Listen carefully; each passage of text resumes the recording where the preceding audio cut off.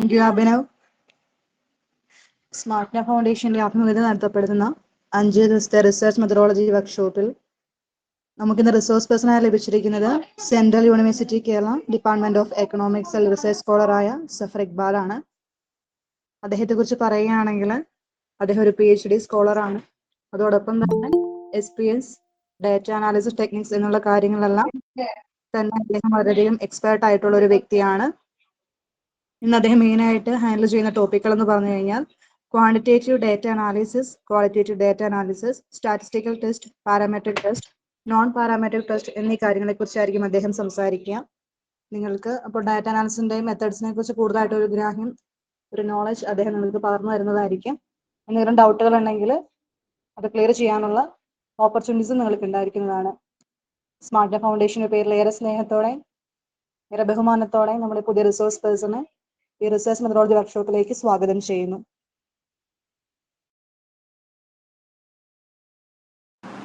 Welcome, Sahib. Yeah. Now, Mr. Sagar, we are early awaiting your presentation. The floor is yours.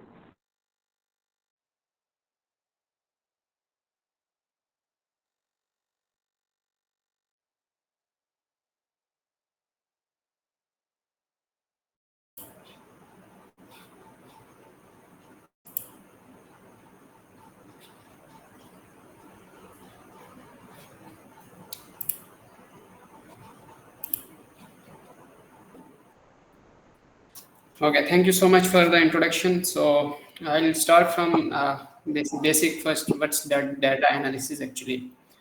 So basically, data analysis, if you define, is like collecting the data, then cleaning it, then ready for the analyze, and at last we present it, and then we interpret the data to drive some insights from it. So this process aids decision-making process, providing helpful insights and statistics. So that's why the data which we analyze is very important. So if we go to the history of data analysis dates back to the 1640s. John Grunt, he was a hat maker, started collecting the number of deaths in London. So he was the first person to use data analysis to solve a problem. So after that, one lady, Florence Nightingale, best known as a nurse from 1854, made a significant contribution to medicine through data analysis, particularly in public health and the sanitation. So this simple practice of data analysis has evolved over the time and broadened over the time. So in today's time, we see the data analytics. Actually, it's a big picture of all these things, which, from over the years, it's, broadened over the time. So in data analytics, we see it implies the data, tools, techniques, all these things. So from all these things, we discover some new insights and make prediction about each and everything. So how we can go what's our past, from the past, all the sharings like marketing, sales. So how we can predict it, and according to that we can proceed. So now the question is, why is data analysis so important now? Basically, data analysis method reveals insight that would otherwise get lost. Am I audible? Yes, sir. Yes, sir. You're audible. Yeah, please. Okay. So I think the slide is not moving, I think. Okay, I'll do it. Actually, it's just first slide. I'll move it. Inside that, otherwise, actually, the method of data analysis get lost in the mass of information. The big data analytics is getting even more prominent over the years. So now the question is, why this is important? What's the importance of this data? Why we are using it? So the first thing which why it's important is it is very useful for informed decision making. It's very useful in decision making. In the modern business world, it's all relies on the facts rather than intuitions. So data analysis serve as the foundation of all these decisions which are making by any organization or any industries as well. So for example, if we consider one company who have a role of data analysis. So especially when he's dealing with the either numerical data or non-numerical data. So for example, he is using a qualitative data. So he will see how these things happen. So what are the behavior of the persons which are using it? How is it? So all these things provide a foundation. So this foundation, will lead to see that which things which are going good, which things. So all these things, they will consider it and target the audience accordingly to make it better and future how they will proceed. So the other thing why it is important is like they will see like how better the target of this customer targeting in the industries as well as organization, and it is very important for predictive capabilities. So in the modern times, data is basically the lifeblood of successful marketing. Organization only rely on the data science techniques to create targeted strategies and marketing campaigns. Big data analytics help to uncover deep insights about the consumer behavior. For instance, like now we see like Google, collect so many type of data. So it examine the search history, geography, so trending topics to deduce what actually customer wants. That's why we see the ads are coming according to our whatever we see, the ads are coming automatically because all this data is saved in the history, so they are seeing how they want. So that's why these things are coming. So also one more why data is important is because it also helps in better customer satisfaction and retention. Like customer behavior pattern enable you to understand how they feel about your products, services, and brand. So also different analysis model help these things to uncover in the future which thing they need to improve, so they will improve it. So these trends allow you them to personalize the customer experience and improve the satisfaction as well. So now we'll come to the types of data. So basically, we have two types of data. One is quantitative data analysis, and the other one is qualitative data analysis. So in first we'll discuss quantitative one, then we'll come to qualitative data. So basically, in quantitative data analysis, it involves looking at the complex data numbers. So basically, quantitative data is dealing with the numbers, rows, columns. So all these things comes under quantitative, which we can which we can count. So all these like any numbers, the sales, purchase, expenditure, all these things. It deals with the this thing. It deals with quantitative side. So basically, from all these information quantitatively on like if an industry is there, so on the base of the key performance, like number of units firm or industry is selling, how much revenue is there, what is the conversion rate, so how customer is acquiring satisfaction. So all these things, then they will see, then they will calculate the month sales, average order value, how much return on investment is there. All these things is coming only from the numerical data, whichever they have over the years. So they will calculate, and so all these things, all the game is about the quantitative numbers, the quantitative data which they have, from which they will predict the future, and they will see which things they have to improve, or like which thing they have to which are going good. So how they are improving all the things. So now the question is, how does it help? Like the quantitative data, how it helps? So basically, it helps in like top performing like sales. So it helps in the to sell the best products. So most cost-effective customer acquisitions. So all these metrics is coming under the quantitative data analysis. So if we summarize it, so basically the quantitative data analysis is used for mainly three purposes. First, it is used to measure difference between groups, like uh, when two groups are there, so we can compare like the popularity of different clothes or brands. So how to compare them, they see which is better, these things. Secondly, it used to assess the relationship between variables, like one side we can see the weather temperature, like vote turnout. So these are the two variables, so we can see how they are related to each other. The numbers are there, like in voting side also some number will be there, in temperature, weather also some number will be there. So we can, through this quantitative numbers, we can analyze the relationship between two variables. Is they are related with each other, or they are not related with each other. After analyzing this relationship, so then comes third. So first we can see the difference between two groups, then it comes that how these variables are related with each other.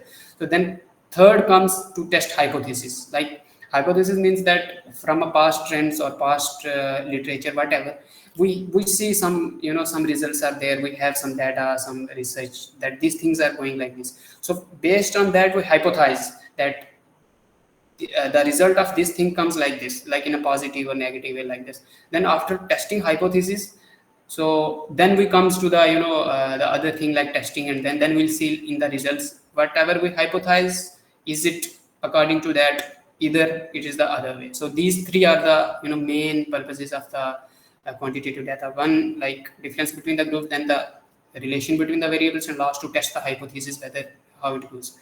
So basically, the quantitative data has the two branches of quantitative data analysis. Like one is descriptive statistics, which is very basic, and then other one is inferential statistics.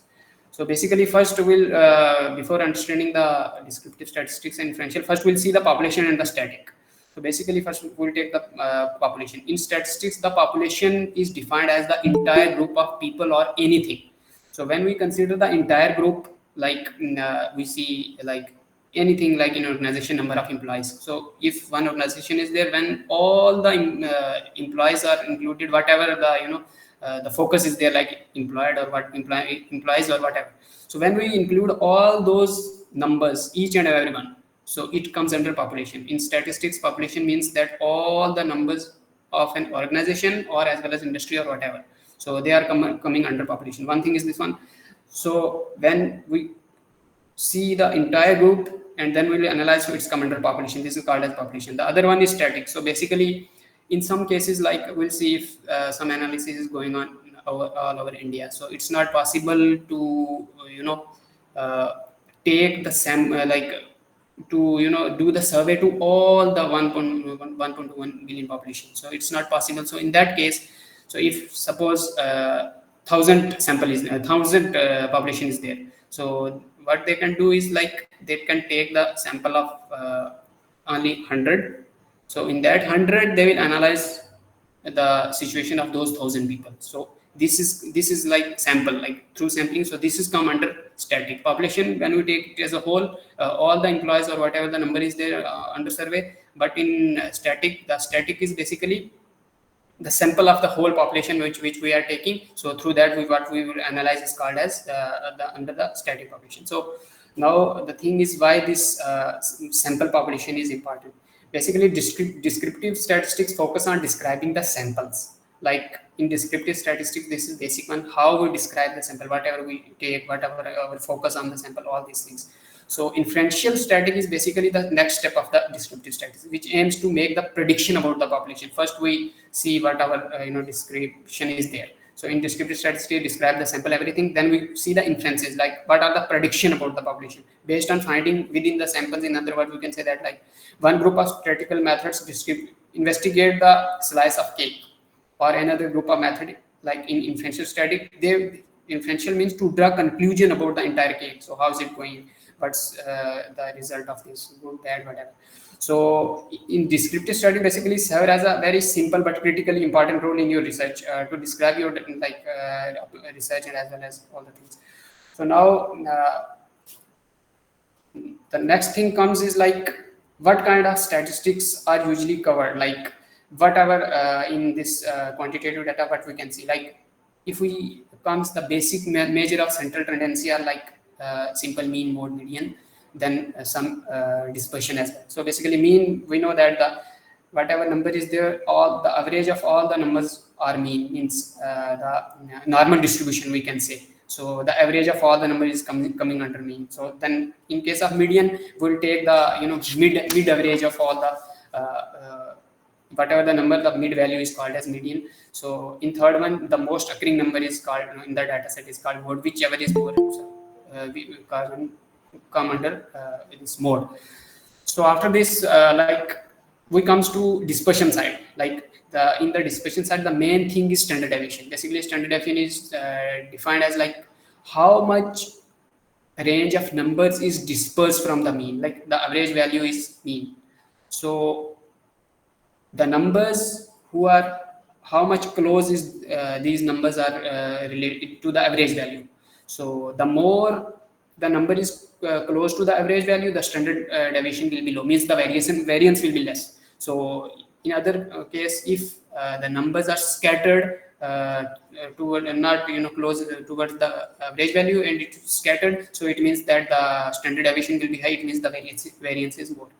So the another thing is coming under this is skewness. Skewness simply means that when it's a symmetrical range of numbers. So we'll see like the normal distribution shape so how these numbers are clustered around this normal distribution in the middle of the graph. Is it skewed towards left, is it skewed towards left, or in the middle, like you know normal distribution. So the skewness is, it shows us like how these numbers are skewed, like is it scattering too much, which we can say that, like, if it's scattered more, it means that data is very complex, so we can't predict much. If it is not skewing much, just close to the normal distribution, which shows that the it is closing to the average value, so it will not be too much, the variance is not too much high, the standard deviation is low, so it is not much skewed, and it will shows the normal distribution.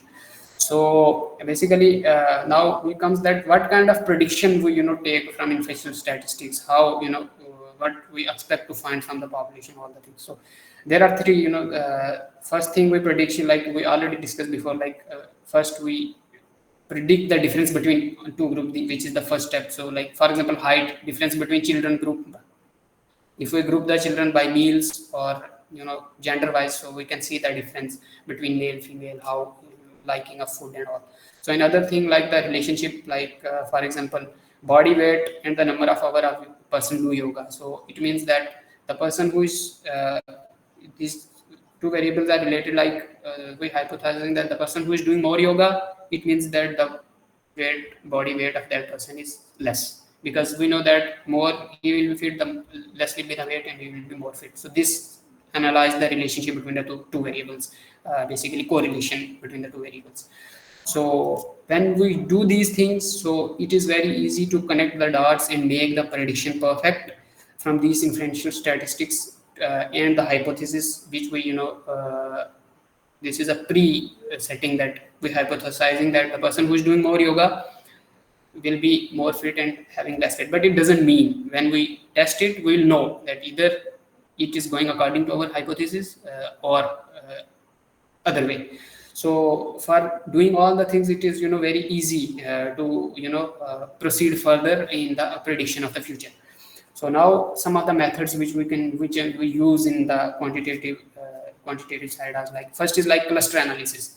Basically, cluster analysis is also called as segmentation or taxonomy analysis, basically which tells that the method is identifying structures within a data set. Like we have one big data set, so in that data set we'll making different groups, like based on the homogeneity or heterogeneity. Like some will take, if some example, like one group is there, some of them have same height, so we'll put in one group. The other part who have according to height or anything like weight or something like that, so we'll put in this other group. So in that grouping, which we call as cluster, so it is very easy to analyze between the groups. So it will be easy for the analysis when we do this cluster analysis to make future prediction according to the this homogeneity as well as heterogeneity of the data set. So then after the cluster analysis, we'll see like regression analysis. Basically, it's already we discussed, like the how one variable is influencing. Basically, regression analysis is a very powerful data analysis technique. It is mainly popular in economics, biology, and psychology. So this technique helps us to understand how one thing influences another thing. Like for example, unemployment is there. Like we have one independent variable, unemployment.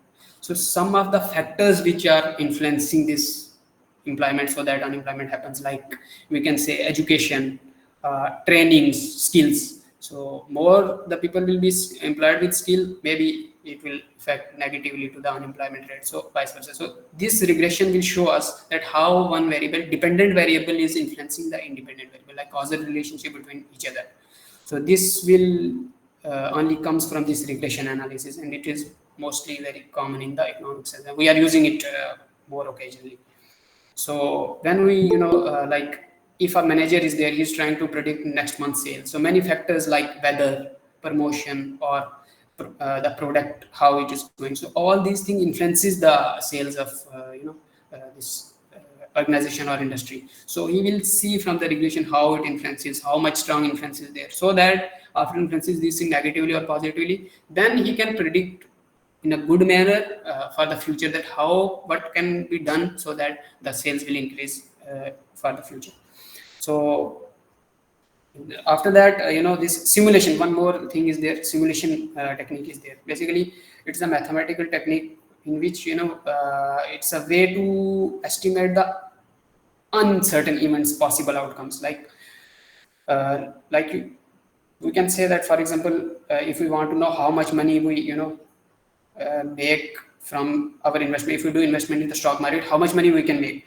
So basically we can guess, some thousand guesses, like we can make this one, this one, this one, this one. So based on several scenarios, as well as like some in, like, we'll take COVID-19. So in COVID-19, so many things, in economy happens.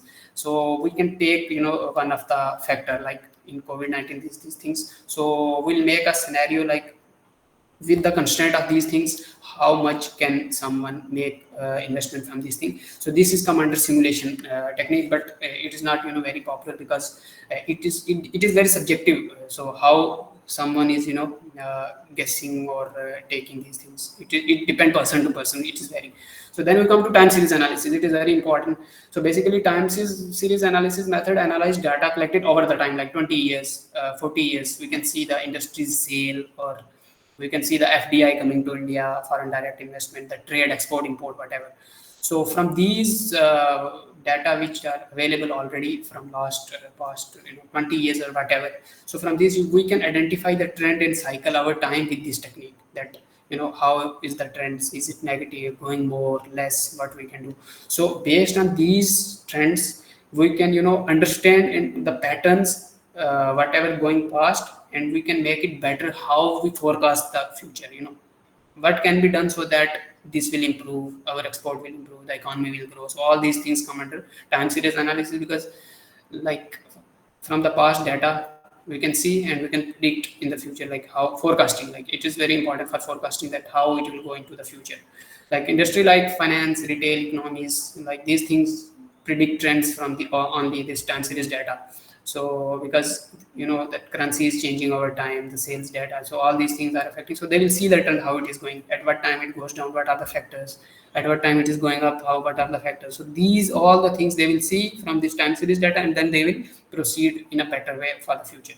So time series analysis also, it is also come under the part of predictive analysis, which I already discussed, like forecasting. So how this data will change, all these things.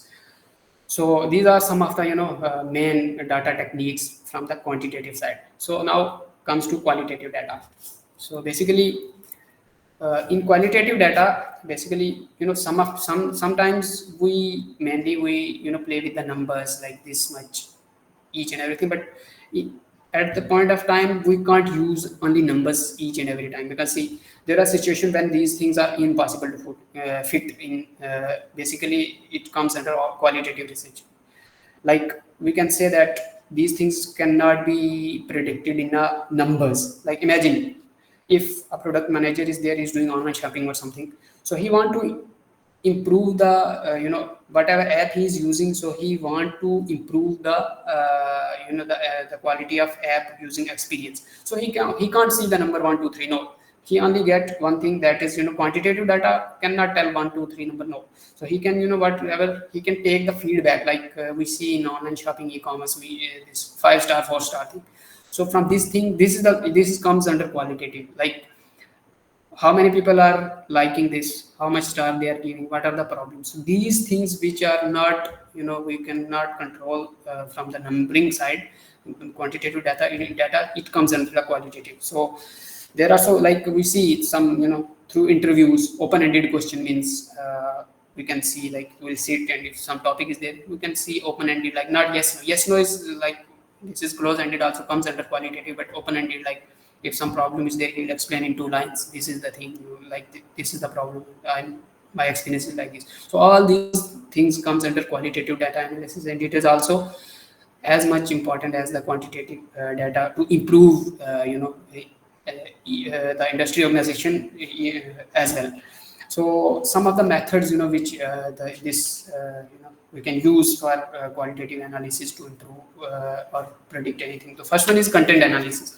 Basically, content analysis, we think like Basically, when we talk about content, we always think like, numbers like 1 2 3, but sometimes the texts, audios, the videos, images, so these are also one of the best form of communication, which we didn't consider, but all these things under content analysis. So what they will do, they will analyze the text, so how the trend is there, the audios, videos, images, all those things they consider, and from this they will what we can say, from these transcripts they will collect the information. So those information from the content analysis coming under qualitative analysis. So basically through these they will go, like we can see like in this time marketing content analysis, like we see the they can reveal the public sentiment about any product, like analyzing customer reviews, like already I discussed this, through social media, the brands. So all these things they are seeing how much star, which emoji they are using. So from this they just take the information. This all information is coming under the content analysis, which is part of qualitative analysis, because there is no number. They just see how much star they are giving. If they see more 5 stars, it means the product is good. If they see 2, then it means some problem is there, or 3 average. So they can see also these reviews. So they can also, from reviews they can analyze that what is the problem, which like a product, why they are not liking it. So all these things coming under the content analysis. So basically this content analysis have two more further categories. First is conceptual analysis. So basically in conceptual analysis it mostly focus on explicit data, like number of times a word is repeating in a content or like that. So which word is used more. So the other thing is the advancing of this concept, after concept, like relational analysis. So it examines the relationship between the concept or words and how they are connecting to each other. Like it's not about like only numbers 1 2 3. No, they will connect these things, like which number is which word is used more. So what is the relevance of this word with other things. So to connect these things, so they will from this content they will make the data. So there are two parts. One is conceptual analysis and another is relational analysis. Then we comes to one more thing is sentimental analysis. It is also part of qualitative analysis. Basically we it is also known as open opinion mining. So basically it depend on the opinion. It is a very technical valuable business tool, intelligence tool now. Like it can assist you to enhance your product and services, like through textual data, like emails. We see so many emails are there, social media comments are there, websites, chats, and reviews. So you often need to know whether this text data conveys a positive message, like negative, neutrals. So from these things, they check the sentiment about that. Like negative, it means that they have to improve something, because mostly negative comments are coming. So if it is neutral, it means that average they are liking, like they are very neutral. So if positive, then it's good. So all these things they are checking from our emojis, whatever we like, from this 5 star thing also. So chats, emails, all these things they analyze, and then after this taking this thing to transcript, and then they analyze. So it is coming under sentimental analysis. So then the more important the thing is thematic analysis. Basically in qualitative analysis, the thematic analysis is very popular. So like the thematic analysis, like when you have it analyzed large chunk of data such as transcript or interviews. So first someone is going and taking some interview, so then it group that interview into some themes according to their own preference, like whatever the focus of the survey is there. So from that they will within the text they select some themes, like one theme, two theme. Like I already discussed in quantitative, like they make some clusters, homogeneity or some heterogeneity is there. So and based on that they are analyzing. Same thing in qualitative and coming under the thematic analysis. So basically they will make from that data they will make 1 2 3 themes. So in theme wise they will select the whatever the data is there. So then after that they will from that data transcript they will analyze, and they will analyze between the groups as well as the relationship between the variables, how is it going. So but this thematic analysis is mostly a subjective technique, because it depend on the person how he will take. It is a very, it depend on person to person. One person is he thinks in his own way. It doesn't mean that maybe someone in numbers, number is number. So basically if that number is there, you can analyze, test it, the result will come for same for all. But sometimes in this case it is very subjective. The way I take the perceive, maybe someone is not, so it is little bit of subjective thing. So after all these things, the quantitative, the qualitative, so we have all the things. First we collect the data. After collecting the data, we clean the data. Cleaning everything we do, based, we make interviews, everything. Then we feed the data, everything we did. Then what? Then we hypothesize also that from these studies, it shows that our analysis, that like I already gave one example, that more people will do yoga, less will be the weight, more he will be fitter. Then we'll say, like, from these studies or from these past trend, it shows that after this data, when we test it, so the result will come like this, positive or negative or in which way. So up to there is okay. So now we comes that when after we do hypothesis and all, then what next? So now it comes to test. So basically so it is mostly focus on these parametric and non-parametric test, mostly focus on quantitative data. So basically it is part of quantitative part. So we'll see how these are difference between each other and how we can use it. So basically when we want to calculate a hypothesis test, so basically we must check some conditions are there for both of the test, parametric test as well as non-parametric test. Some requirements are there, some conditions are there. Based on that we decide we can use parametric test or non-parametric test. So basically the first thing, like, if the data is normally distributed means we can say like bell shape, which means that the most the numbers whichever we have sample is closely near average. So if the data is nearly average, like we see the bell shape, the numbers are there in the graphs, we can see normally. So it means that the data is normally distributed. It is not morely clustered like up down so much. So in that case, when data is normally distributed, we can use parametric test. So there are so many tests like t-test, ANOVA test, correlation Pearson test. So in other case, if the data are not normally distributed, means little bit more clustered, so then what you will do? Then in that case, you can use non-parametric test, which is just alternative of non-parametric test. If you are not qualified for the parametric test, the same some other tests are there which in coming under non-parametric test. So in that condition, you can use and analyze in the same way. So from the, like, in parametric test, like mainly three conditions are there. If these three criteria are fulfilled, so it means that we can use these parametric test easily. If doesn't, then we'll go. So the first thing is the sample data is from a population that follows a known distribution. Means known distribution means normal distribution. It follows normal distribution. This is the first condition for parametric test. When you are using parametric test, it means that the data should be normally distributed. It comes closely to the average. So then we can use the first condition, prerequisite. Yeah, if you see the data is normally distributed, yes, we can use parametric test.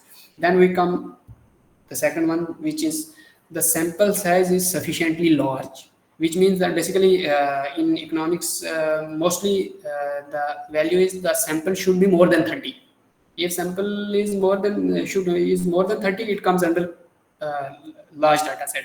So the sample size is large. So if data is normally distributed, the other, if the sample is large, means more than 30, yeah, you can prefer parametric test.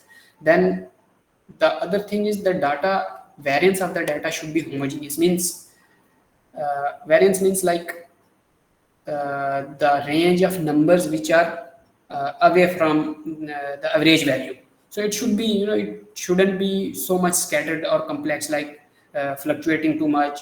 So it should be in a normal manner. Like if 20 variance, like around that value, it should be, everyone should be like this. So these three conditions will be there. Then we can use parametric test. If normally distributed sample, then okay, no problem.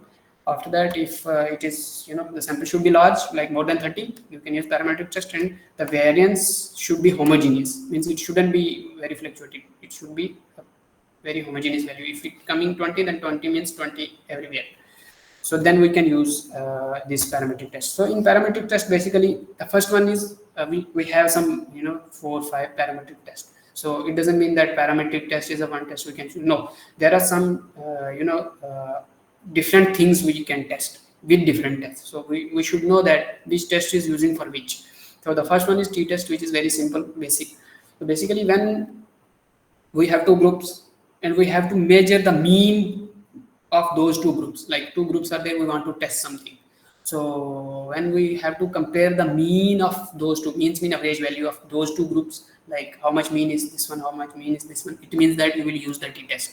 These are all the things you can see in startup, SPSS. Software is giving each and everything by yourself. You only should know that how you could feed it. The data should be robust, means good, and you should know how where this test is applicable and how you just go run the command and it will come with automatic result. So you should know how you interpret it.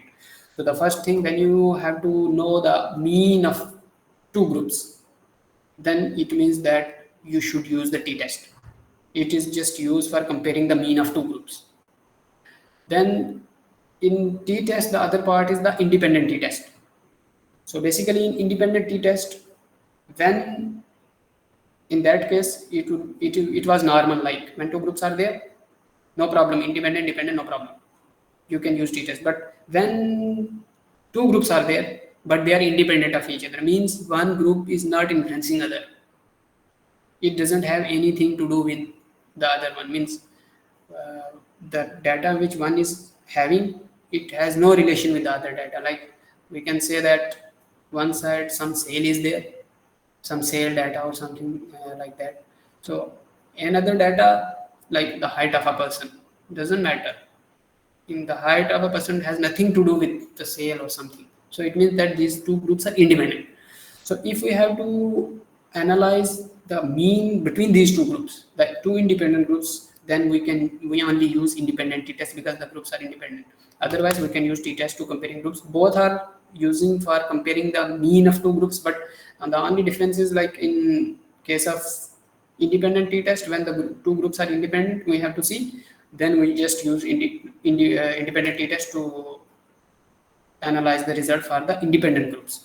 So then we come third part of t-test, which is pair t-test.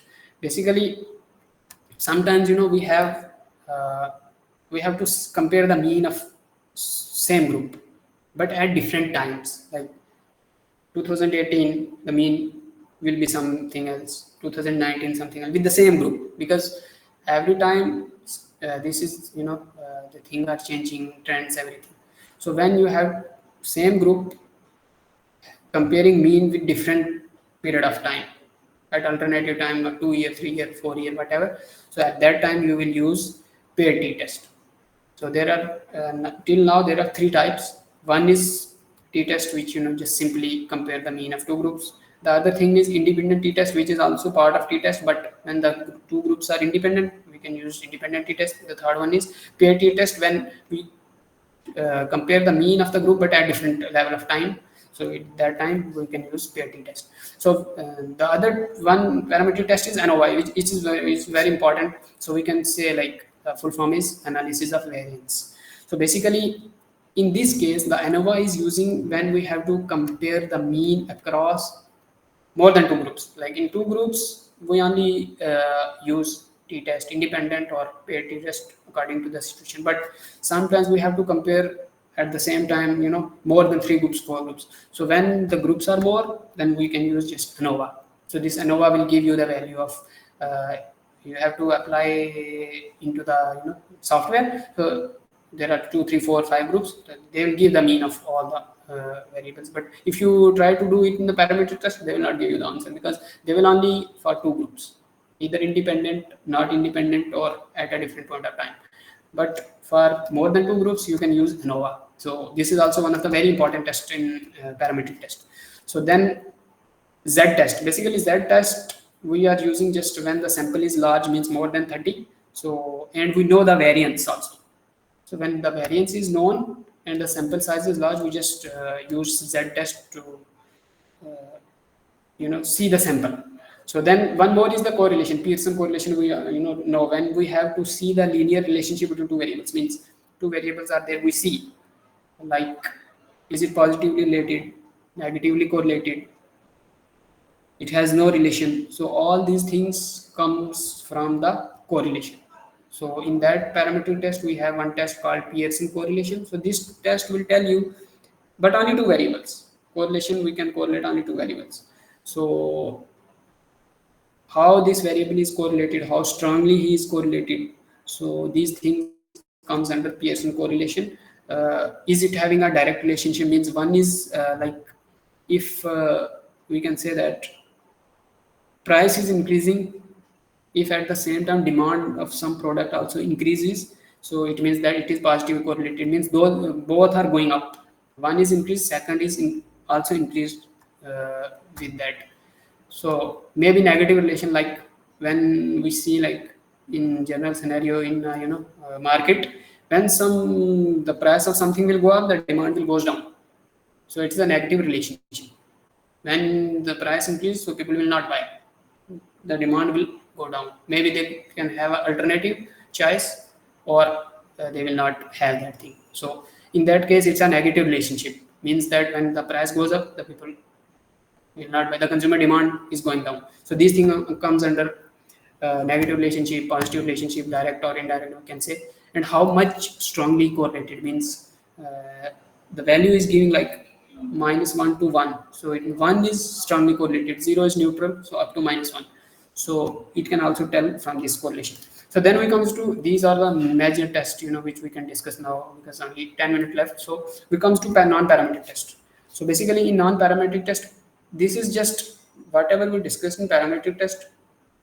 Because of some requisite conditions, we can't use that. So some alternatives are there. They can also give the same, the process is same, but some different. Why? Because they are not the condition of prerequisite condition are not fulfilled there. Like sample size should be large. If sample size should not be large, means not more than 30, then what should we do? Then some other test for that sample size, small sample size is also there.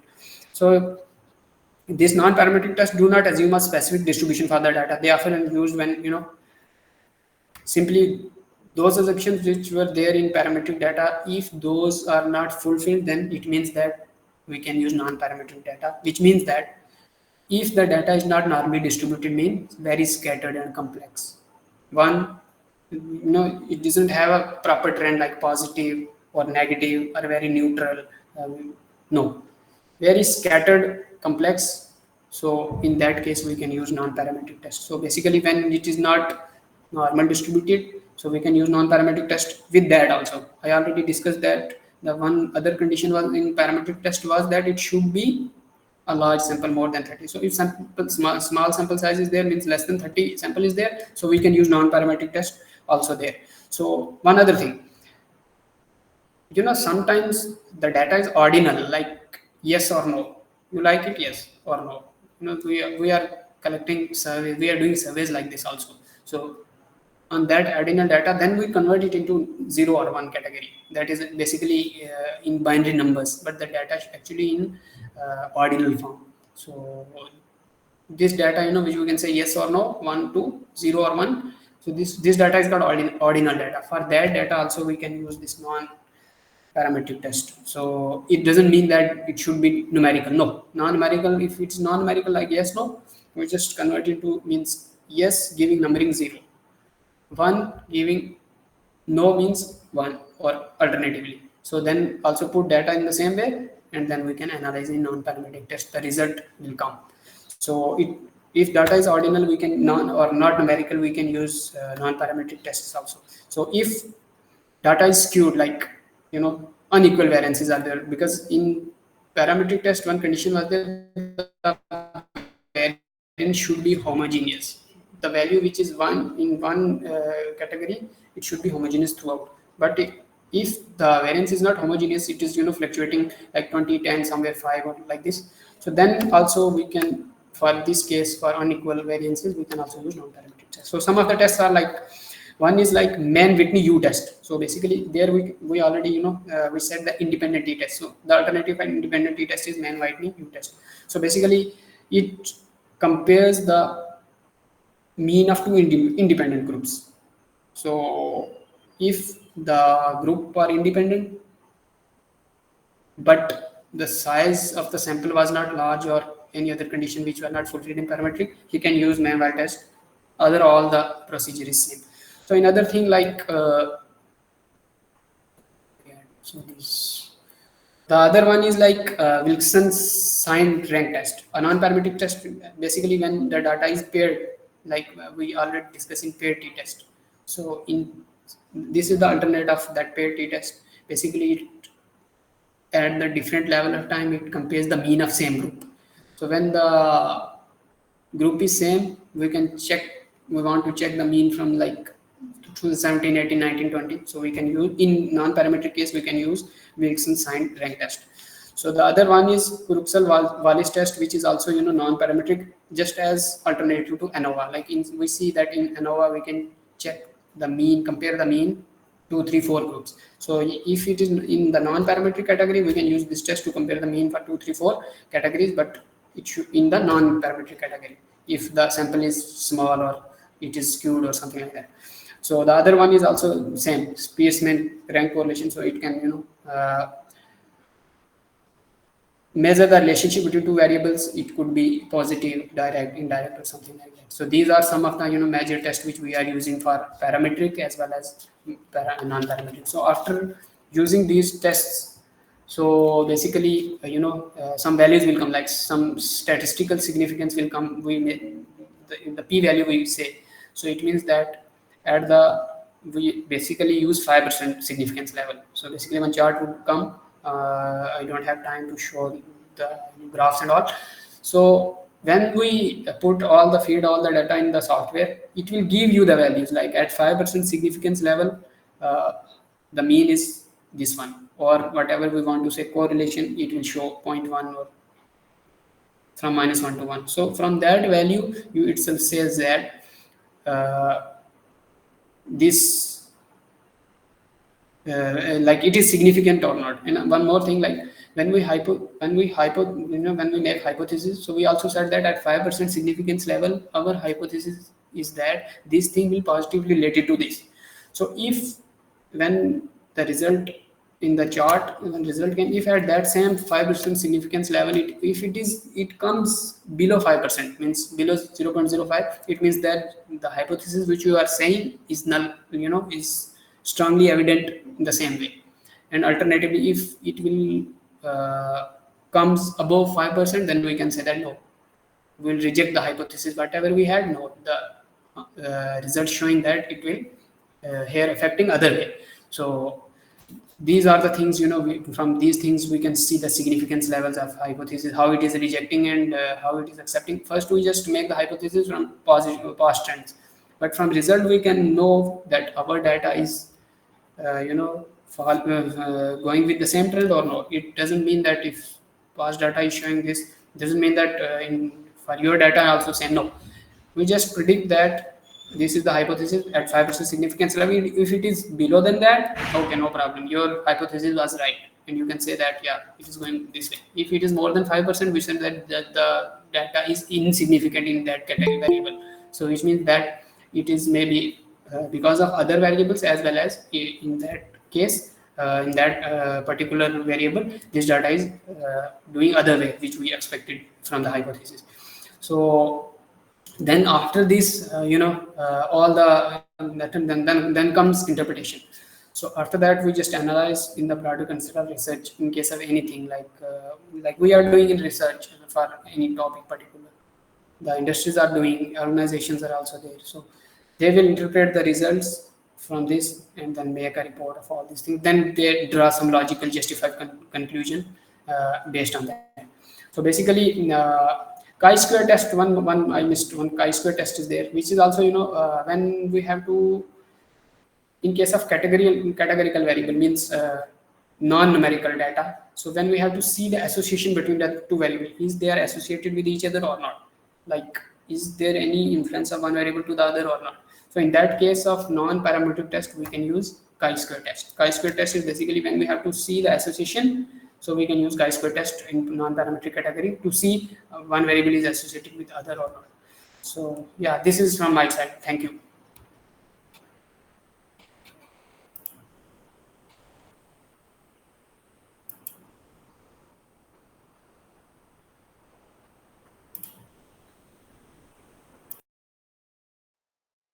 Thank you, Sakir. Wonderful presentation.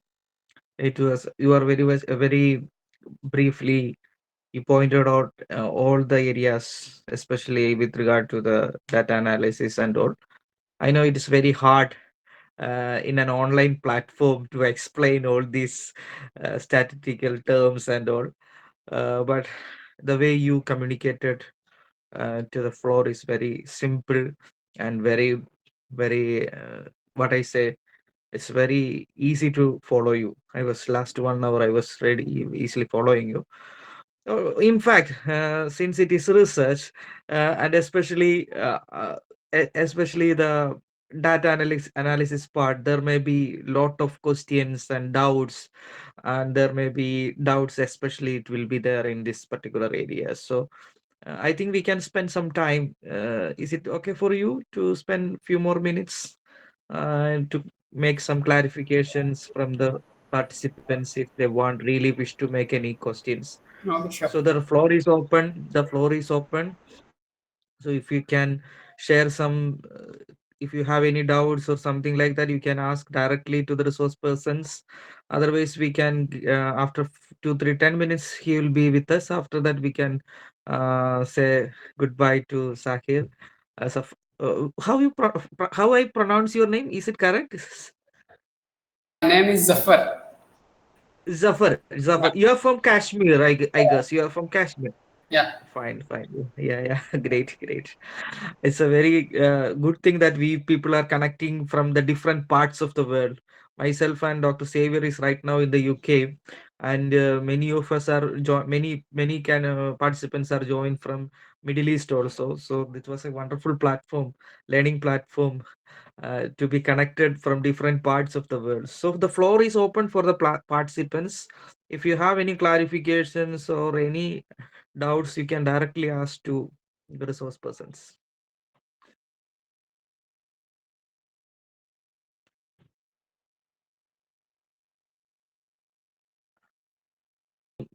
This thing എല്ലാവരും ഭയങ്കര ശാന്തമായിട്ടിരിക്കുന്നതിന്റെ കാരണം എനിക്ക് പിടികിട്ടുന്നുണ്ട്. Because it is research. It's like this.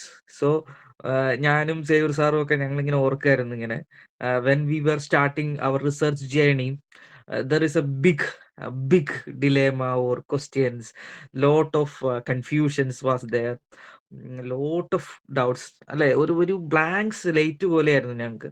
അപ്പൊ ഇങ്ങനെ ഈ പൊട്ടൻ പുട്ട് കണ്ടതുപോലെ അല്ലെങ്കിൽ എന്തൊക്കെയോ എന്താ നമ്മൾ പറയില്ലേ, നമ്മളിങ്ങനെ സാധാരണ പറയില്ലേ ഒന്നും മനസ്സിലാവുന്നില്ല, അതിനെന്താ പറയാ, ഒരു ഒരു സാധാരണ ഒരു പ്രയോഗം ഉണ്ടല്ലോ, സേവർ സാർ ഓർക്കുന്നത് എന്താണ്, മറ്റേ നമ്മളിങ്ങനെ സാധാരണ പൊട്ട കിളി പോയ ബിസ്ക്കറ്റ് എന്ന് ഏതാണ്ട് കിളി പോയ ഒരു അവസ്ഥയിലൊക്കെ ആയിരിക്കും നമ്മൾ ഈ റിസർച്ചിനെ കുറിച്ച് ആദ്യ സമയത്ത് ഇതൊക്കെ കേൾക്കുമ്പോ.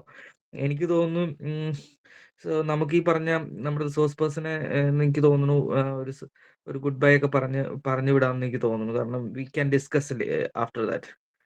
So the he will be very busy, so I think the participants don't have any direct questions towards you. So the MC,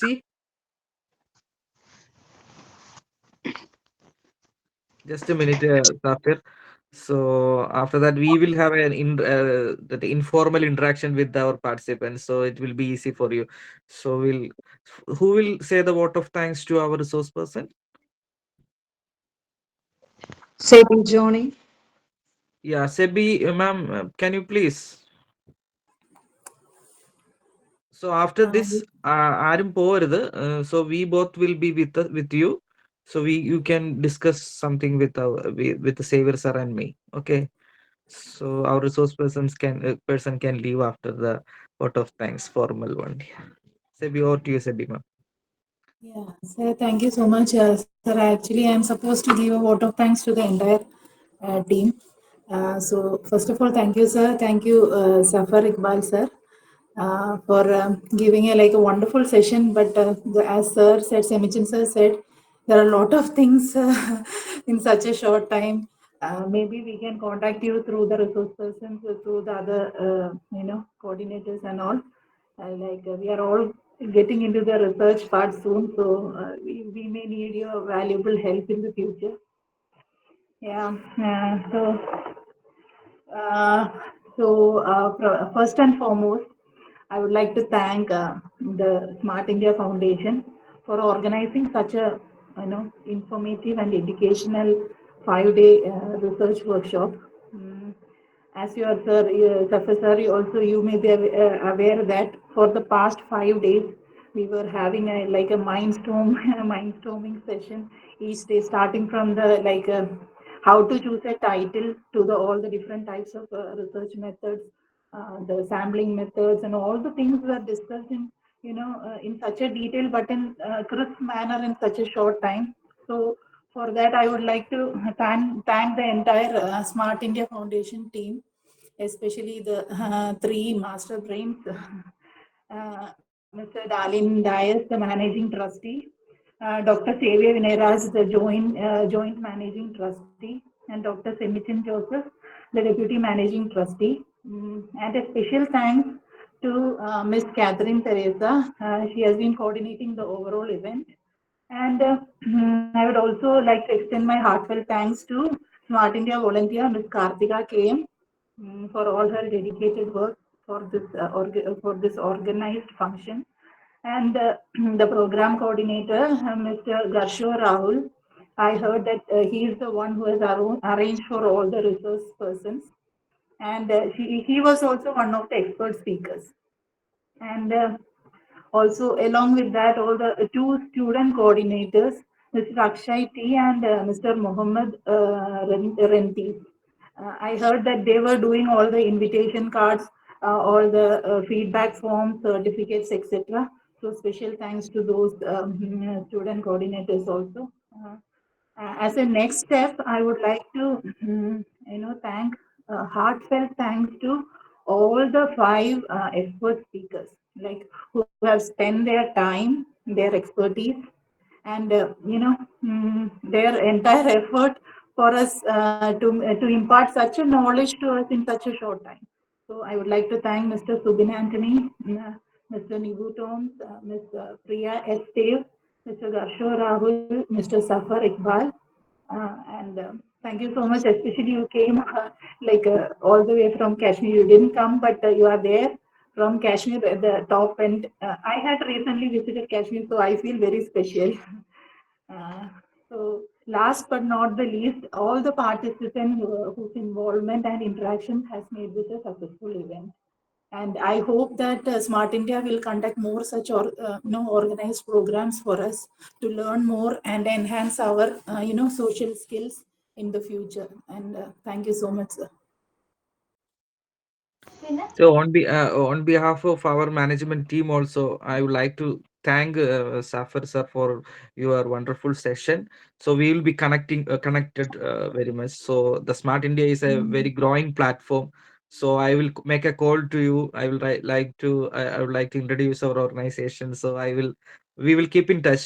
So, okay, thank you so much. Thank you, So sir, thank you very for much. having me. Thank you so much for having me here. Yeah, We'll thank be in you. touch, Thank you no so much. problem.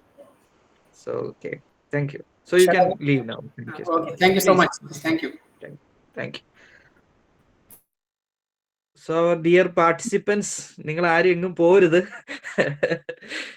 കിളി പോയിരിക്കുന്ന കുറച്ച് ആൾക്കാരുടെ മുമ്പിലാണ് ഞാനും സേവർ സാറും ഇങ്ങനെ ഇരിക്കുന്നത്. എനിക്കറിയാം നിങ്ങൾക്ക് അത്യാവശ്യം നന്നായിട്ട് തല ചൂട് പിടിച്ചിട്ടുണ്ടാവും ഇത് കേട്ടിട്ടുള്ളവർക്ക്. അതുകൊണ്ട് സേവർ സാറിന് ഞാൻ മൈക്ക് കൈമാറുകയാണ്. സാറ് ഇതിനെക്കുറിച്ച് 2-3 വാക്ക് സംസാരിക്കും.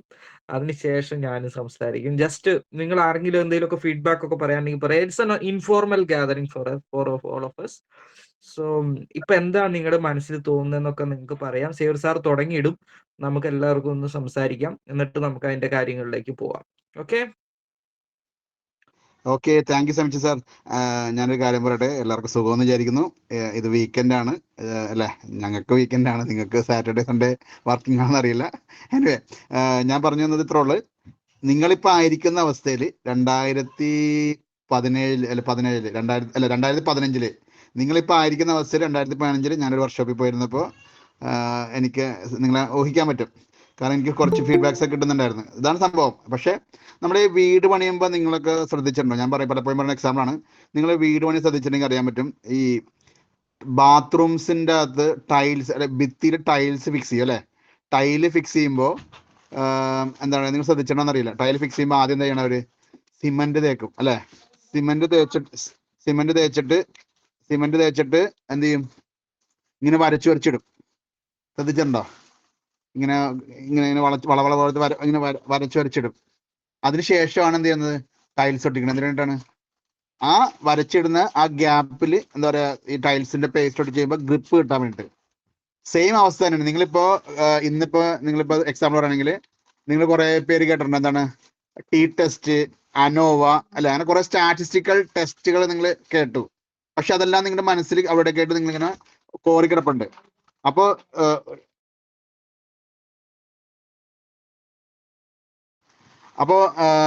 സെയിം എന്താ പറയാ, അപ്പൊ അതുപോലത്തെ അവസ്ഥയാണത്. അപ്പൊ നിങ്ങൾക്ക് റിസർച്ചിന്റെ ഒരു യാത്ര നിങ്ങൾ തുടങ്ങിയവർക്ക് ഇത് ശരിക്കും പറഞ്ഞാൽ കുറെ കാര്യങ്ങൾ മനസ്സിൽ പതിഞ്ഞിടപ്പുണ്ടാവും. ഒരു സെക്കൻഡ്. ആ യാത്ര ഓക്കെ പറഞ്ഞു സാർ. ഓക്കെ. അപ്പൊ ഞാൻ പറഞ്ഞത്, അപ്പൊ ഈ യാത്രയുടെ ഒരു തുടക്കമാണ്. അപ്പൊ നിങ്ങൾ ശരിക്കും പറഞ്ഞാൽ റിസർച്ചിൽ താല്പര്യമുള്ള ആൾക്കാരാണ്. അപ്പൊ ഈ 5 ദിവസങ്ങളിൽ നിങ്ങൾ ക്ലാസ്സുകൾ അറ്റൻഡ് ചെയ്തായിരുന്നു.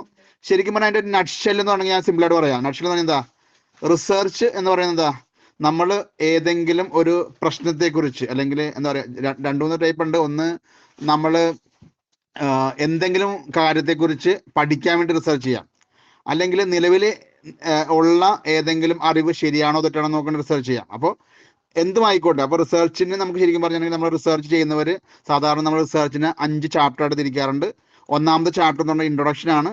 അപ്പോൾ ആ ഇൻട്രൊഡക്ഷൻ എന്ന് പറയുന്നത് നമ്മൾ എന്തിനെക്കുറിച്ചാണ്, എന്ത് പ്രശ്നത്തെക്കുറിച്ചാണ് പഠിക്കാൻ പോകുന്നത് എന്ന് നമ്മൾ എന്താ പറയുക എക്സ്പ്ലെയിൻ ചെയ്യുന്നതാണ് ഇൻട്രൊഡക്ഷൻ ചാപ്റ്റർ എന്ന് പറയുന്നത്, ഇൻട്രൊഡക്ഷൻ.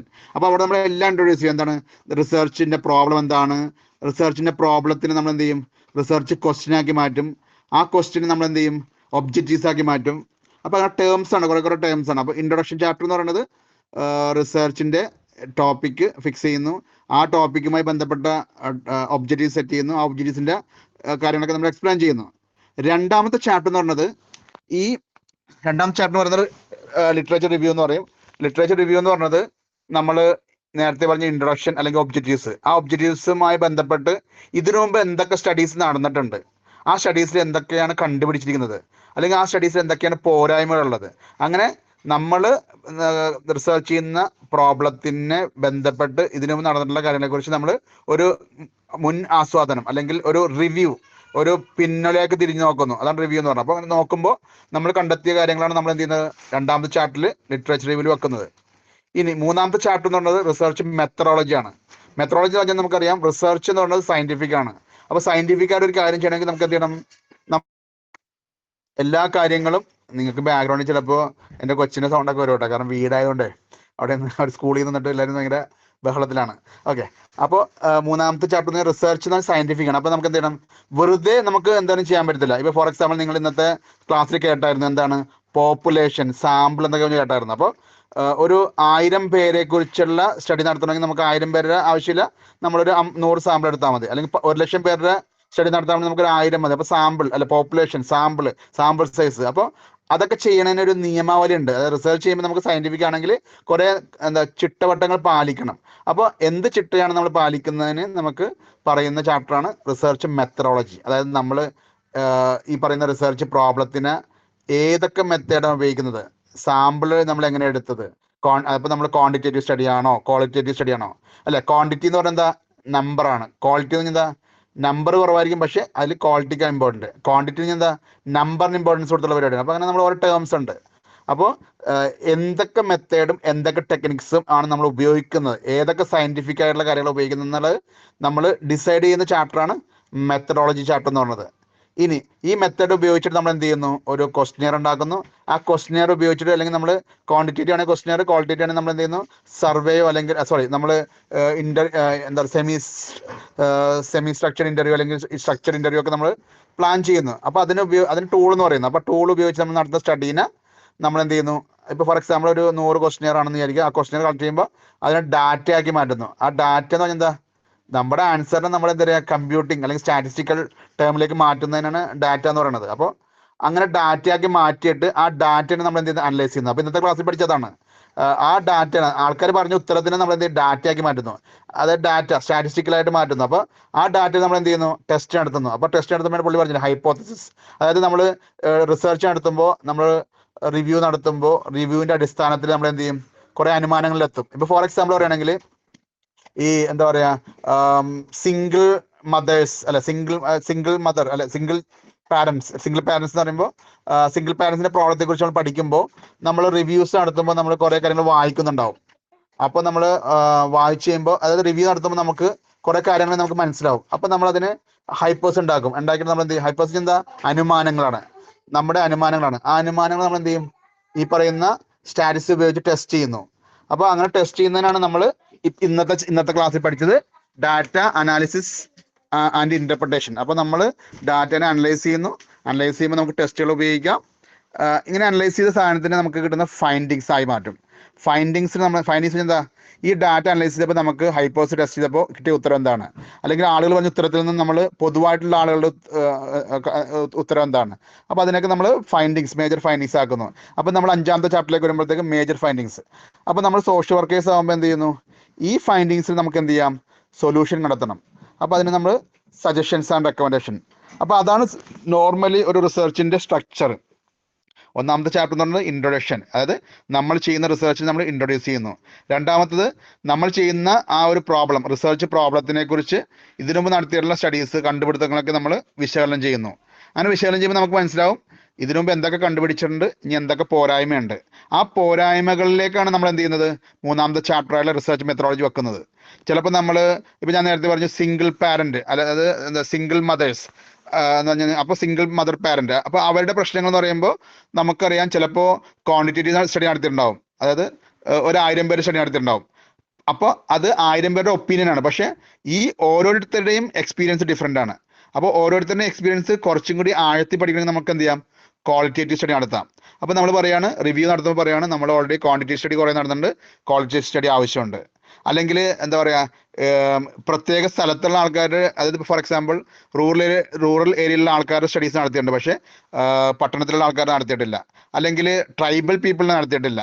അതല്ലെങ്കിൽ എന്താ പറയുക, സാമ്പത്തികമായി പിന്നോക്കം നിൽക്കുന്നവർ സ്റ്റഡി നടത്തിയിട്ടില്ല, അല്ലെങ്കിൽ സാമ്പത്തികം മുന്നോക്കം നിൽക്കുന്നവർ സ്റ്റഡി നടത്തിയിട്ടില്ല. അപ്പോൾ അങ്ങനെ നമ്മൾ റിവ്യൂ നടത്തുമ്പോൾ നമ്മൾ നടത്തുന്ന സ്റ്റഡി ഇതാണ്. അപ്പോൾ introduction, review, research methodology, data collection, collect ചെയ്ത ഡാറ്റനെ അനലൈസ് ചെയ്യുന്നു, സ്റ്റാറ്റിസ്റ്റിക്കിലേക്ക് നമ്പറിലേക്ക് മാറ്റുന്നു, അതിന് നമ്മൾ എന്ത് ചെയ്യുന്നു, ടെസ്റ്റുകൾ നടത്തുന്നു. അത് ഓരോ പർപ്പസ് അനുസരിച്ചിട്ട്, അല്ലെങ്കിൽ ഹൈപ്പോസിസ് അനുസരിച്ചിട്ട്, അല്ലെങ്കിൽ നമ്മുടെ ക്വാണ്ടിറ്റേറ്റീവ് സ്റ്റഡി ക്വാളിറ്റേറ്റീവ് സ്റ്റഡി അനുസരിച്ച് നമ്മൾ ഡിഫറെൻറ്റ് ടെസ്റ്റുകൾ നടത്തും. അങ്ങനെ ടെസ്റ്റുകൾ നടത്തിയിട്ട് ആ ടെസ്റ്റുകൾ നമ്മൾ എന്ത് ചെയ്യുന്നു, ഇന്റർപ്രറ്റ് ചെയ്യുന്നു. ആ ഇന്റർപ്രിട്ടേഷനെ നമ്മൾ എന്ത് ചെയ്യുന്നു, ഫൈൻഡിങ്സ് ആക്കി മാറ്റുന്നു. ആ ഫൈൻഡിങ്സിനാണ് നമ്മൾ എന്ത് ചെയ്യുന്നത്, നമുക്ക് റെക്കമെൻഡേഷൻസ് ആക്കി മാറ്റുന്നത്. ചിലപ്പോൾ നമുക്ക് ആ ഫൈൻഡിങ്സിൽ പറയാം, എൻ്റെ സ്റ്റഡീസിക്ക് ഇന്ന പോരായ്മകളുണ്ട്, അപ്പോൾ കുറച്ചും കൂടി സ്റ്റഡീസ് ആവശ്യമുണ്ട്, അപ്പോൾ അത് റെക്കമെൻഡേഷൻ. അല്ലെങ്കിൽ നമുക്ക് ഗവൺമെൻറ് റെക്കമെൻഡേഷൻ കൊടുക്കാം, അതായത് സിംഗിൾ പാരൻസിന് ഗവൺമെൻറ് ഭാഗത്ത് ഇന്ന സപ്പോർട്ട്സ് ആവശ്യമുണ്ട്, അല്ലെങ്കിൽ പഞ്ചായത്ത്, മുനിസിപ്പാലിറ്റി, കോർപ്പറേഷൻ ഇന്ന സപ്പോർട്ട് ആവശ്യമുണ്ട്, അല്ലെങ്കിൽ സോഷ്യൽ വെൽഫെയർ ഡിപ്പാർട്ട്മെൻറ്റിൽ നിന്ന് ഇന്ന സാധനങ്ങൾ ആവശ്യമുണ്ട്, അല്ലെങ്കിൽ മദർ ആൻഡ് ചൈൽഡ് ഡിപ്പാർട്ട്മെൻറ്റിൽ നിന്ന് ഇന്ന ആവശ്യമുണ്ട്, അല്ലെങ്കിൽ സ്കൂളുകളിൽ നിന്നും ഇന്ന സാധനം ആവശ്യമുണ്ട്. അങ്ങനെ നമുക്ക് ഡിഫറെൻറ്റ് സജഷൻസ് കൊടുക്കാം. ആ സജഷൻസ് നമുക്ക് എന്ത് ചെയ്യാം, സോഷ്യൽ ആക്ഷൻ ആക്കി മാറ്റാം, അല്ലെങ്കിൽ ഗ്രൂപ്പ് വർക്ക് ആക്കി മാറ്റാം, അല്ലെങ്കിൽ നമുക്ക് കേസ് വർക്ക് ആക്കി മാറ്റാം. അപ്പോൾ അങ്ങനെ നമുക്ക് സോഷ്യൽ വർക്കിലെ മെത്തഡുകൾ ഉപയോഗിക്കാൻ സാധിക്കും. അപ്പോൾ അതാണ് ഒരു ബ്രീഫ് എന്ന് പറയുന്നത്, റിസർച്ച് എന്ന് പറയുന്നത്. അതിലെ സയൻറ്റിഫിക് വശങ്ങൾ ഈ ദിവസങ്ങളോട് നമ്മൾ കാണുകയായിരുന്നു. അത് ഞാൻ പിന്നെ ഇനി ഞാൻ നേരത്തെ പറഞ്ഞ പോലെ 2015 ഞാൻ റിസർച്ച് തുടങ്ങുമ്പോൾ MSW ചെയ്തിട്ടുണ്ട്, 2010 MSW ചെയ്തിട്ടുണ്ട്, പക്ഷേ PhD ആയിട്ട് തുടങ്ങുന്നത് 2015. ഞാൻ ശരിക്കും പറഞ്ഞിട്ടുണ്ടെങ്കിൽ ഇന്ത്യയിലെ പല സംസ്ഥാനങ്ങളിൽ പോയിട്ട് റിസർച്ച് മെത്തഡോളജി വർക്ക്ഷോപ്പ് അറ്റൻഡ് ചെയ്തിട്ടുണ്ട്. സാധാരണ നിങ്ങൾ ഈ അറ്റൻഡ് ചെയ്ത 5 മണിക്കൂർ റിസർച്ച് മെത്തഡോളജി വർക്ക്ഷോപ്പ് 10 ദിവസം കണ്ടിന്യൂസ് ആയിട്ട് ഞാൻ അറ്റൻഡ് ചെയ്തിട്ടും എനിക്ക് എന്താ പറയുക, ഒന്നും മനസ്സിലായിട്ടില്ല. അപ്പോൾ നമ്മളിങ്ങനെ പല പ്രാവശ്യം അറ്റൻഡ് ചെയ്യുമ്പോഴാണ് നമുക്ക് ഓരോന്ന് ഗ്രാസ്പിംഗ് കിട്ടുന്നത്. സ്റ്റാറ്റിസ്റ്റിക്സ് പഠിക്കേണ്ട ആവശ്യമുണ്ട്, അതുപോലെ തന്നെ റിസർച്ച് മെത്തഡോളജി പഠിക്കേണ്ട ആവശ്യമുണ്ട്. ഇനി വേറെ കാര്യം ഞാൻ പറയാം, ഈ ICSR എന്നൊക്കെ പറഞ്ഞിട്ട് നമ്മൾ എന്താ പറയുക സ്പോൺസർ ചെയ്യുന്നുണ്ട്, അതായത് റിസർച്ച് മെത്തഡോളജി വർക്ക്ഷോപ്പൊക്കെ സ്പോൺസർ ചെയ്യുന്നുണ്ട്. അതൊക്കെ നോക്കിയിട്ടൊക്കെ അപേക്ഷിക്കുക, അറ്റൻഡ് ചെയ്യുക. റിസർച്ച് ഒരു നല്ലൊരു ഏരിയ ആണ്. റിസർച്ച് ഉള്ളതുകൊണ്ടാണ് നമ്മുടെ സയൻസ് വളരുന്നത്, നമ്മുടെ എല്ലാം വളരുന്നത്. അതായത് ഓക്കെ, സംജി സാറിലേക്ക്. ഇല്ല, സേവ്യർ സാറ് കറക്റ്റായിട്ടൊരു ഓവർവ്യൂ, ഈ 5 ദിവസം സംഭവിച്ചിട്ട് എന്താണ് റിസർച്ച് എന്നുള്ളതിനെ കുറിച്ച് ഒരു കറക്റ്റ് ഓവർവ്യൂ ആണ് സേവ്യർ സാർ തന്നത്. അത് നിങ്ങളുടെ മനസ്സിലുണ്ടായിരിക്കട്ടെ. ഒരുപിടി സംശയങ്ങൾ എന്തായാലും ഉണ്ടായിട്ടുണ്ടാവും. ആ സംശയങ്ങൾ ഒരു തുടക്കമായിട്ടിരിക്കട്ടെ. സാർ പറഞ്ഞതുപോലെ ഒരു തുടക്കമായിട്ടിരിക്കട്ടെ. 2, 3 റിസോഴ്സുകൾ നിങ്ങൾക്ക് ഉപയോഗിക്കാം. ഒന്ന്, നമ്മുടെ റിസോഴ്സ് പേഴ്സൺസിന്റെയൊക്കെ ഇമെയിൽ ഐഡിയും കാര്യങ്ങളെല്ലാം ഗ്രൂപ്പിൽ ഷെയർ ചെയ്തിട്ടുണ്ട്. എന്തെങ്കിലും ഈ വിഷയങ്ങളെ കുറിച്ച് നിങ്ങൾക്ക് സംശയം ഉണ്ടെങ്കിൽ അവരുമായിട്ട് കണക്റ്റഡ് ആയിരിക്കാൻ പറ്റും. രണ്ടാമത്, ഡാരിൻ സാറും ടീമും വളരെ ശക്തമായിട്ട് ഇതിന്റെ ഷുവർ മനു ഷുവർ. അപ്പൊ സേവ്യർ സാറ് ഇത് നമുക്ക് നമ്മുടെ യൂട്യൂബ് ചാനലിൽ നമ്മുടെ എല്ലാ സെഷൻസും ഏറ്റവും വേഗത്തിൽ അപ്ലോഡ് ചെയ്യാനായിട്ട് ശ്രമിക്കുന്നുണ്ട്. അപ്പൊ അതിന്റെ ലിങ്ക് നിങ്ങൾക്ക് ഷെയർ ചെയ്യാം. ഏതെങ്കിലും ഭാഗത്ത് കൂടുതലായിട്ട് ശ്രദ്ധിക്കണമെന്നുണ്ടെങ്കിൽ നിങ്ങൾക്ക് ആ ക്ലാസ് വീണ്ടും വീണ്ടും കയറി അറ്റൻഡ് ചെയ്ത് കഴിഞ്ഞാൽ നിങ്ങൾക്ക് കൂടുതലായിട്ട് ഇതിനെക്കുറിച്ച് മനസ്സിലാക്കാനായിട്ട് സാധിക്കും. ഞാൻ ഈ സമയത്ത് നിങ്ങൾക്ക് പറയാനുള്ളത് കേൾക്കാനുള്ളിൽ ഒരാളെ പ്രത്യേകം അപ്രീഷിയേറ്റ് ചെയ്യാനും ഒന്ന് താങ്ക് യു പറയാനും ആഗ്രഹിക്കുന്നു, താങ്ക്സ് പറയാനും ആഗ്രഹിക്കുകയാണ്. കാരണം അദ്ദേഹം നേരത്തെ ഉണ്ടായിരുന്നില്ല. വേറെ ആരുമല്ല, രാഹുലാണ്. ഈ ഒരു വർക്ക്ഷോപ്പിന്റെ പിന്നിൽ പ്രവർത്തിച്ച ഏറ്റവും വലിയൊരു ചാലക ശക്തി എന്ന് പറയുന്ന ആള് രാഹുലാണ്. രാഹുൽ നമുക്ക് ഇന്നലെ ക്ലാസ് എടുത്തു. അത് കൂടാതെ ഈ ഒരു പ്രോഗ്രാമിന്റെ പിന്നിൽ ഇത് മൊത്തം ഡിസൈൻ ചെയ്യുകയും മൊത്തം കാര്യങ്ങളും ഇതിന്റെ സ്ട്രക്ചർ തീരുമാനിക്കുകയും റിസോഴ്സ് പേഴ്സൺസിനെ കണക്ട് ചെയ്യുകയും ഈ ഒരു പ്രോഗ്രാം ഇങ്ങനെ നടക്കുന്നതിന്റെ പിന്നിൽ ഏറ്റവും കൂടുതൽ വർക്ക് ചെയ്ത ആള് രാഹുലാണ്. അപ്പൊ രാഹുലിനെ നമ്മുടെ എല്ലാവരുടെയും പേരിൽ, എസ്പെഷ്യലി സ്മാർട്ട് ഇന്ത്യ ഫാമിലിയുടെ പേരിൽ രാഹുലിന് വലിയൊരു താങ്ക്സ്, ഒത്തിരി നന്ദി, സ്നേഹം അറിയിക്കുകയാണ്. രാഹുൽ ഒന്ന് കൺക്ലൂഡ് ചെയ്ത് 2 വാക്ക് സംസാരിക്കുകയാണെങ്കിൽ ഞങ്ങൾ ഹാപ്പി ആയിരിക്കും. സംസാരിക്കാവുന്ന അവസ്ഥയിലാണോ? ട്രാവലിംഗ് വല്ലതും ആണോ? ഇല്ല, കുഴപ്പമൊന്നുമില്ല. Yes please. സോ അപ്പൊ നമ്മള് വളരെ വിഷമമുണ്ട്. നമ്മൾ 5 ദിവസം അടിപൊളിയായിട്ട് നിങ്ങൾക്ക് പോയിട്ടുള്ളായിരുന്നു. സെമിജ് സാറ് പറഞ്ഞ പോലെ തന്നെ സെമിജ് സാറ് എന്റെ സീനിയറാണ്. സെമിജ് സാറിൽ തൊട്ടാണ് ഞാൻ എന്റെ റിസർച്ച് തുടങ്ങി. ഞാൻ ഇന്നലെ പറഞ്ഞിട്ടുണ്ടായി, ഞാൻ ഇതേപോലെ ഒരു റിസർച്ചിന്റെ ഒരു ടോപ്പിക്കിന്റെ ഒരു ഐഡിയ ഇല്ലാത്ത രീതിയിൽ നിന്നപ്പോഴത്തേക്കും സെമിജ് സാർ ഓർക്കുന്നുണ്ടാവും, ഞാനാണ് സാറിന്റെ തറവാട്ട് വീട്ടിലൊക്കെ ചെന്ന് കണ്ട് അന്നിരുന്ന് ആ സെമിജ് സാർ അന്ന് തന്ന ഐഡിയയിലായിരുന്നു ഫിഷർമാൻ കമ്മ്യൂണിറ്റിയിലെ യൂത്തിനെ എടുക്കടാ, നിനക്ക് അത് ചെയ്തുകൂടെ. അപ്പൊ അങ്ങനെ ഒരു ഐഡിയയിൽ തുടങ്ങിയ ജേണിയാണ്. ഞാനും ഇവിടെ ഭയങ്കര എക്സ്പേർട്ട് ഒന്നും അല്ല. സാറ് പറഞ്ഞ പോലെ തന്നെ നമുക്ക് അറിയാവുന്ന ചെറിയ നോളജുകളൊക്കെ നമ്മൾ പരസ്പരം ഷെയർ ചെയ്തേ. അപ്പോ നമുക്ക് നല്ല പാർട്ടിസിപ്പൻസ് ഒക്കെ ഉണ്ടായിരുന്നു. എല്ലാവർക്കും നല്ല എന്താ പറയുക, സേവർ സാറ് പറഞ്ഞ പോലെ തന്നെ ഇതൊന്നും നമുക്ക് ഒറ്റ ദിവസം കൊണ്ട് മനസ്സിലാക്കുന്ന കാര്യമല്ല. പക്ഷെ എന്തെങ്കിലുമൊക്കെ നിങ്ങൾക്ക് മനസ്സിലായിട്ടുണ്ടാവും എന്ന് വിചാരിക്കുന്നു. നിങ്ങൾക്ക് ഒരു സ്ട്രക്ചർ അതല്ലെങ്കിൽ ഒരു ബേസ് ഒക്കെ തരാൻ പറ്റി, നിങ്ങൾക്ക് എന്തെങ്കിലുമൊക്കെ ഒന്ന് പ്രൊഡക്റ്റീവായിട്ട് ചെയ്യാൻ സാധിക്കുന്നു എന്ന് നിങ്ങൾ പറയുന്നതാണ് ഞങ്ങളുടെ വിജയം. ഓക്കെ, അവിടെയാണ്, നമുക്ക് വേറെ ഒന്നുമല്ല, നിങ്ങളുടെ ഫീഡ്ബാക്ക് ആണ് നമുക്കൊരു സന്തോഷവും നമ്മുടെ ഒരു വിജയം എന്നൊക്കെ പറയുന്നത്. സോ ഇനിയും ഇതേപോലുള്ള ഒരുപാട് റിസർച്ച് മെത്തഡോളജി വർക്ക്ഷോപ്പുകളൊക്കെ ഫ്യൂച്ചറിലും ചെയ്യാൻ നമ്മുടെ സ്മാർട്ട് ഇന്ത്യക്ക് സാധിക്കട്ടെ. നിങ്ങളുടെ എല്ലാവരുടെയും സപ്പോർട്ട് ഉണ്ടാവണം. നിങ്ങൾക്ക് എല്ലാവർക്കും എല്ലാവിധ ആശംസകളൊക്കെ നേരുകയാണ്. So thank you. Thank you Rahul. ആർക്കെങ്കിലും ഇനിയിപ്പോ ഒരു 10 മിനിറ്റ് കൂടി ഉണ്ട്. ആർക്കെങ്കിലും അത് തന്നെ എന്തെങ്കിലും സംശയങ്ങൾ ഉണ്ടെങ്കിൽ അല്ലെങ്കിൽ എന്തെങ്കിലും ക്ലാരിഫിക്കേഷൻസ് ഉണ്ടെങ്കിൽ നിങ്ങളുടെ ഫീഡ്ബാക്സ് ഉണ്ടെങ്കിലും ഒക്കെ പറയാം കേട്ടോ. സേവർ സാർ അത് ടൈപ്പ് ചെയ്തിട്ടുണ്ട്. അതുപോലെ തന്നെ ജസ്റ്റ് ഞാനിങ്ങനെ പറഞ്ഞുകൊണ്ടിരിക്കുക, അല്ലെങ്കിൽ ഞങ്ങളുടെ സംസാരിക്കുന്ന കേൾക്കുന്നേക്കാളും നല്ലത് നിങ്ങൾക്ക് ആർക്കെങ്കിലും എന്തെങ്കിലുമൊക്കെ പറയാനുണ്ടെങ്കിൽ വിൽ ബി വെരി ഹാപ്പി. ഒരു കാര്യം പറയാം, ഞങ്ങൾ രണ്ടുപേരും ക്ലാസ് എടുക്കണമെന്ന് ആഗ്രഹിച്ചിരുന്നവരാണ്. പക്ഷേ ഞങ്ങളുടെ ഇവിടുത്തെ ഷെഡ്യൂളുമായിട്ട് അത് ഒത്തുപോയില്ല എന്നുള്ളതാണ് സത്യം പറഞ്ഞ. പല പ്രാവശ്യം 2-3 ബാച്ച് ഷെഡ്യൂളുകൾ മാറേണ്ടി വന്നു. അതുകൊണ്ടാണ് ഞങ്ങൾക്ക് കൂടുതലായിട്ട് നിങ്ങൾക്ക് ഈ വിഷയത്തിൽ നിങ്ങൾക്ക് എക്സ്പേർട്ടായിട്ട് വരാതിരുന്നത്. പക്ഷെ എങ്കിൽ പോലും അത് രാഹുൽ അത് ഭംഗിയായിട്ട് കൈകാര്യം ചെയ്തതുകൊണ്ട് ആ ഒരു ഏരിയ ഞങ്ങൾക്ക് കൈകാര്യം ചെയ്യേണ്ടി വന്നില്ല. റോഷിൻ പ്ലീസ്. 2 കാര്യമാണ്.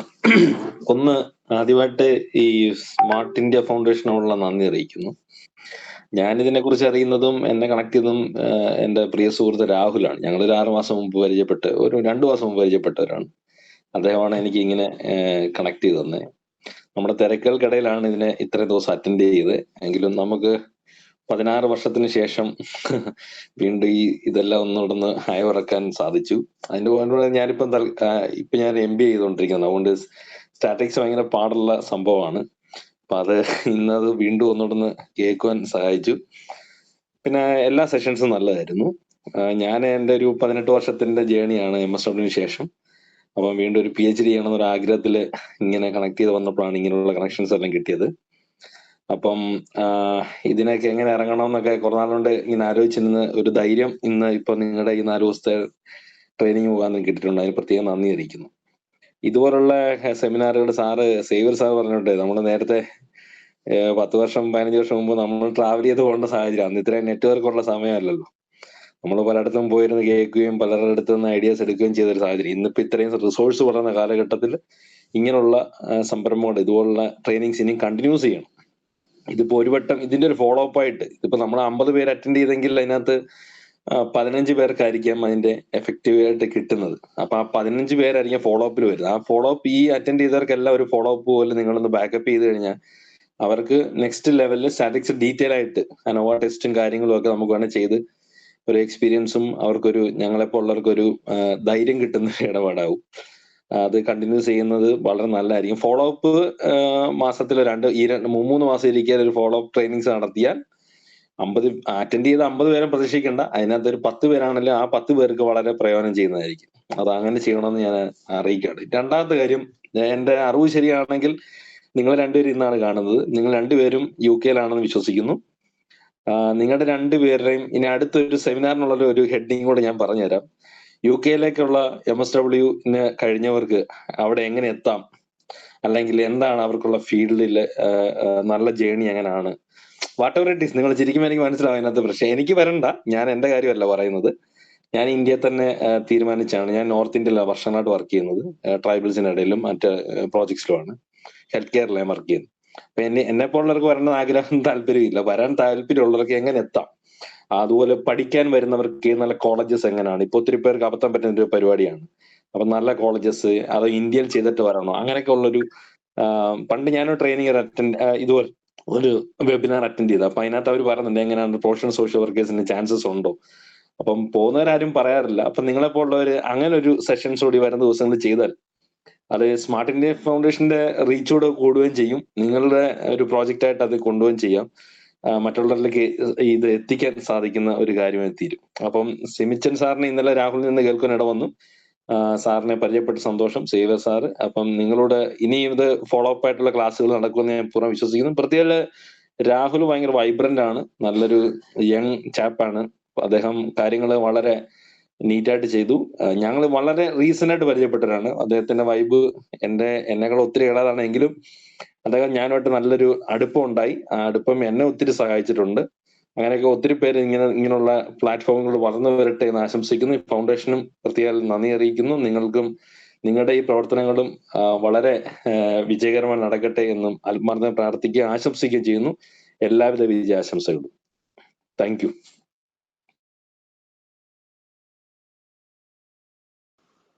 ഷംസാദ്.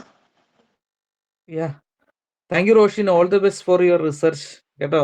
ഒട്ടും വൈകണ്ട, എത്രയും വേഗം PhD ചെയ്യൂ കേട്ടോ. You can. എന്തെങ്കിലും ഉണ്ടെങ്കിൽ ഞങ്ങളെയൊക്കെ കോൺടാക്ട് ചെയ്യാൻ. രാഹുലിന്റെ ഞങ്ങളുടെ നമ്പറൊക്കെ ഉണ്ട്. ഒന്ന് getting connected. Okay, thank U. എല്ലാവർക്കും നമസ്കാരം. ഞാന് പറയാനുള്ളതൊക്കെ നേരത്തെ പറഞ്ഞാൽ പറഞ്ഞു കഴിഞ്ഞു. എനിക്ക് പറയാനുള്ളതൊക്കെ കഴിഞ്ഞു. പക്ഷെ ഒരുപാട് സന്തോഷം. സ്മാർട്ട് ഇന്ത്യ എന്നെ പോലെയുള്ള ഇതിനോട് ഈ സ്റ്റുഡൻസിനൊക്കെ സ്മാർട്ട് ഇന്ത്യയുടെ ഈ ഇടയ്ക്കുള്ള സെഷൻസ് ഒരുപാട് ഒരുപാട് ഒരുപാട് ഉപകാരമുള്ള കാര്യമാണ്. ഇതിന്റെ എക്സാം ഞാൻ BSW കംപ്ലീറ്റ് ചെയ്ത എക്സാം എല്ലാം പാസ്സായതൊക്കെ ഇടയ്ക്കിടയ്ക്കുള്ള ഈ വെക്കേഷനുള്ള ക്ലാസ്സുകളും കാര്യങ്ങളും കൊണ്ടാണെന്നുള്ളത് എനിക്ക് സന്തോഷത്തോടെ പറയാൻ പറ്റും. ഒരുപാട് നന്ദിയുണ്ട് വിനയൻ സാറിൻ്റെ അടുത്തും സെൻസി സാറിൻ്റെ അടുത്തും. കാരണം ഞാൻ 2020 രജിസ്റ്റർ ചെയ്തിട്ട് ഡീകോളിലേക്ക് മാറ്റിയ പിന്നെയാണ് എനിക്ക് മര്യാദക്ക് എക്സാം എഴുതാനും എൻ്റെ BSW കംപ്ലീറ്റ് ചെയ്യാൻ പറ്റിയത്. ഇനിയിപ്പോൾ പ്രോജക്റ്റ് വർക്ക് മാത്രമാണ് ബാക്കി. അത് ചെയ്തുകൊണ്ടിരിക്കുന്നത്. കുറെ പേഴ്സണൽ പ്രശ്നങ്ങൾ വന്നിട്ട് എനിക്ക് ഡിലേ ആയിക്കൊണ്ടിരുന്നതാണ്.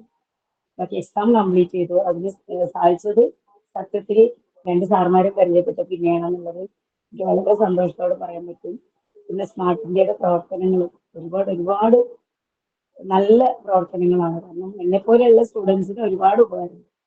അത് പറയാൻ വേണ്ടിയിട്ടാണ്. പിന്നെ ഇതുപോലെ ഉള്ള വർക്ക്ഷോപ്പുകൾ, ഇപ്പം ഇങ്ങനെയുള്ള വർക്ക്ഷോപ്പുകൾ ഇടയ്ക്കിടയ്ക്ക് ഓരോ സബ്ജക്റ്റ് വെച്ച് നമുക്കൊരു 3 മാസത്തിലൊരിക്കലോ അങ്ങനെയൊക്കെ വരികയാണെങ്കിൽ വളരെ നന്നായിരിക്കും എന്ന് എനിക്ക് തോന്നുന്നു. നമുക്ക് കുറച്ച് സോഷ്യൽ വർക്ക് എത്ര പഠിച്ചാലും തീരാത്തൊരു വിഷയമാണല്ലോ. നമുക്ക് ഓരോന്നും അറിഞ്ഞിരിക്കും തോറും നമുക്ക് കൂടുതൽ മെച്ചപ്പെടുത്താൻ പറ്റും. ഓരോ ക്ലാസ് കേൾക്കുമ്പോഴും നമുക്ക് കൂടുതൽ കാര്യങ്ങൾ മനസ്സിലാക്കാൻ പറ്റും. അപ്പോൾ ഇടയ്ക്കിടയ്ക്ക് ഇതുപോലത്തെ വർക്ക്ഷോപ്പുകളൊക്കെ ഉണ്ടെങ്കിൽ നന്നായിരിക്കും എന്നും കൂടെ എനിക്ക് പറയാൻ തോന്നുന്നു. എന്തായാലും എല്ലാവരുടെ നന്ദി. ഇതിന്റെ പിന്നിൽ പ്രവർത്തിച്ച എല്ലാവർക്കും ഒരുപാട് നന്ദി. Thank you. അതെ, ശംഷാദ് മാഡം പറഞ്ഞപ്പോൾ ഞാൻ ഓർക്കായിരുന്നു, നവംബർ ഫസ്റ്റ് വീക്ക് നമ്മൾ കൗൺസിലിംഗ് വർക്ക്ഷോപ്പ്, പ്രാക്ടിക്കൽ കൗൺസിലിംഗ് സ്കിൽസിന്റെ വർക്ക്ഷോപ്പ് നമുക്ക് നവംബർ ഫസ്റ്റ് വീക്ക് ഉണ്ട്. അത് ഇതുപോലെ തന്നെ ഓൺലൈൻ ഇതിൽ പ്ലാറ്റ്ഫോമിൽ തന്നെ ആയിരിക്കും ഉണ്ടാവും കേട്ടോ. അതുപോലെ തന്നെ റോഷൻ പറഞ്ഞതുപോലെ നമ്മൾ ഡിസംബറിൽ ഇതിന്റെ ഒരു ഫോളോ അപ്പ് സെഷൻ പ്ലാൻ ചെയ്യുന്നുണ്ട്. രാഹുൽ ഞങ്ങളൊക്കെ ആയിട്ട് അതൊന്ന് ഡിസ്കസ് ചെയ്തിട്ട് ഒന്ന് ഫ്രെയിം ചെയ്തിട്ട് നിങ്ങളെ അറിയിക്കാം. ഡിസംബറിൽ ഉണ്ടാവും. അപ്പൊ അത് നിങ്ങളെ ഉറപ്പായിട്ടും അറിയിക്കും. അപ്പൊ നിങ്ങൾക്ക് എല്ലാവർക്കും അതിനകത്തേക്ക് സ്വാഗതം ഒരിക്കൽ കൂടി. അപ്പൊ നമ്മുടെ സമയം ഏകദേശം തീരാൻ പോകുന്നു. ഇനി ആർക്കെങ്കിലും എന്തെങ്കിലും പറയാനുണ്ടെങ്കിൽ പറയാം, ഇല്ലെങ്കിൽ നമുക്ക് പിരിയാം. Thank you all, especially Catherine and team. They all done a wonderful job. We are proud of you, our team members. Okay. അവര് ഇന്റേൺസിന്റെ നേതൃത്വത്തിൽ, കാദറിന്റെ നേതൃത്വത്തിൽ മനോഹരമായിട്ട് അത് കോർഡിനേറ്റ് ചെയ്തു, കാര്യങ്ങളെല്ലാം കോർഡിനേറ്റ് ചെയ്തു. രാഹുലിനോട് ഞാൻ വീണ്ടും രാഹുലിനെ പ്രത്യേകിച്ച് അപ്രിഷിയേറ്റ് ചെയ്യുന്നു. എല്ലാവരും പങ്കെടുത്ത എല്ലാവർക്കും ഒരിക്കൽ കൂടി നന്ദി പറയുന്നു. സോ നമുക്ക് പിരിയാം. Good night. Okay, thank you all. ഇന്ന് നമുക്ക്